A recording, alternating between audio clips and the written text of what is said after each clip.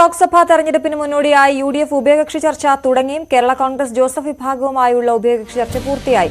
Kottayam seat വേണമെന്ന നിലപാട് കേരള കോൺഗ്രസ് ആവർത്തിച്ചു. ചർച്ച തുടരുമെന്ന് പി.ജെ. ജോസഫ് ന്യൂസ് 18 പറഞ്ഞു.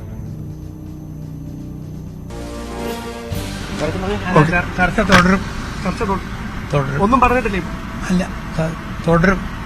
ഇന്നത്തെ ചർച്ച അവസാനിച്ചു. ശരി. വിശദാംശങ്ങളുമായി ഡാൻ കുര്യൻ ചേരുന്നു തിരുവനന്തപുരത്ത് നിന്ന്. ഡാൻ, ആദ്യത്തെ ചർച്ച കഴിഞ്ഞപ്പോൾ പി.ജെ. ജോസഫ് പറഞ്ഞ മറുപടി ചർച്ച തുടരുമെന്നാണ്. ഇന്നത്തെ ചർച്ചയിലൊന്നും ആയിട്ടില്ല എന്ന് വേണ്ട നമുക്ക് മനസ്സിലാക്കാൻ. എന്തൊക്കെയാണ് വിവരങ്ങൾ?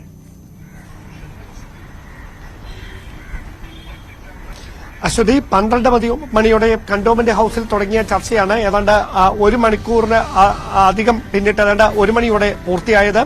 പി.ജെ. ജോസഫിന് പുറമെ മോൻസ് ജോസഫ്, ജോയി എബ്രഹാം, അതോടൊപ്പം പി.സി. തോമസ്, ഫ്രാൻസിസ് ജോർജ് തുടങ്ങിയവരും ഈ ഉഭയകക്ഷി ചർച്ചകളുടെ ഭാഗമായി കോട്ടയം സീറ്റ് തങ്ങൾക്ക് വേണമെന്ന ആവശ്യം അവർ വീണ്ടും കോൺഗ്രസ് നേതൃത്വത്തിന് മുമ്പിൽ, യുഡിഎഫിന് മുമ്പിൽ ആവർത്തിച്ചിരിക്കുകയാണ്. പ്രതിപക്ഷ നേതാവ് വി.ഡി. സതീശനാണ് ഈ ഉഭയകക്ഷി ചർച്ചയിൽ പ്രധാനമായും കേരള കോൺഗ്രസുമായി ചർച്ചകൾക്ക് നേതൃത്വം നൽകിയത്. എന്തായാലും പൂർണ്ണമായ ഒരു തീരുമാനത്തിലേക്ക് എത്താൻ കഴിഞ്ഞിട്ടില്ല എന്നാണ് നമുക്ക് ലഭ്യമാകുന്ന സൂചന.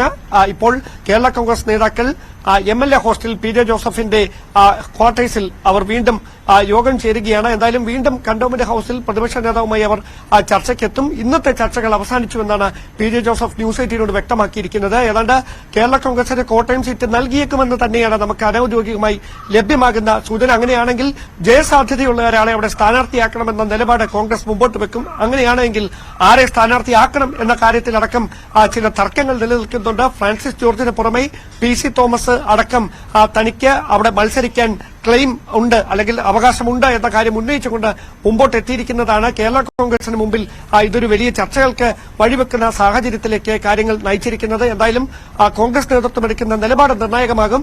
നിലവിൽ കേരള കോൺഗ്രസിനോട് അനുഭാവപൂർണ്ണമായ ഒരു തീരുമാനം കോൺഗ്രസിന്റെ ഭാഗത്ത് നിന്നുണ്ടാകുമെന്ന് തന്നെയാണ് അനൌദ്യോഗികമായി ലഭ്യമാകുന്ന സൂചനകൾ. അശ്വതി.